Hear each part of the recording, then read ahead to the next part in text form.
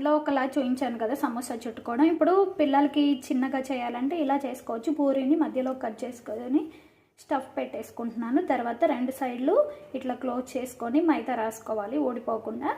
ఆయిల్లో వేయగానే ఊడిపోకుండా ఉంటుంది. మైదా పెట్టుకున్నాను కదా, అది రాసేసుకుంటున్నాను. చూడండి పైన కూడా అలాగే అది బయటికి రాకుండా లోపలికి అనేసి ఈ రాసుకోవాలి. పేస్ట్ అనేది రాసుకొని క్లోజ్ చేసేసుకోవాలి. అలాగే అన్నీ ఇలా చేసి పెట్టేసుకోవచ్చు. తర్వాత డీప్ ఫ్రైకి ఆయిల్ చేసుకుంటున్నాను. హీట్ అయిన దాంట్లో ముందుగా మనం పక్కకి కట్ చేసి పెట్టుకున్నాం కదా, వాటిని వేయించుకుంటే పిల్లలు తినడానికి చాలా చిప్స్లా చాలా బాగుంటాయి.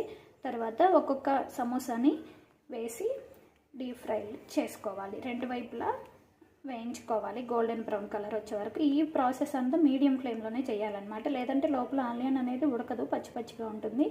సో తొందరగానే వేగిపోతాయి. మీడియం ఫ్లేమ్లో పెట్టేసుకొని 2 వైపులా కాల్చేసుకోవడమే. చూడండి ఈ కలర్ వచ్చే వరకు చాలు. క్రిస్పీగా చాలా బాగా వచ్చాయి నాకైతే. మీరు కూడా ట్రై చేయండి. తర్వాత మిగిలినవి కూడా వేసేసుకొని ఫ్రై చేసుకుంటున్నాను. ఈ ఆనియన్ సమోసాలోకి పచ్చిమిర్చి వేసుకుంటే చాలా బాగుంటుంది. లోపల స్టఫ్లో పెట్టాము, అలాగే పైన కూడా నంచుకోవడానికి అన్నమాట. ఇట్లా పచ్చిమిర్చి కూడా వేసేసుకొని ఫ్రై చేసుకుంటున్నాను.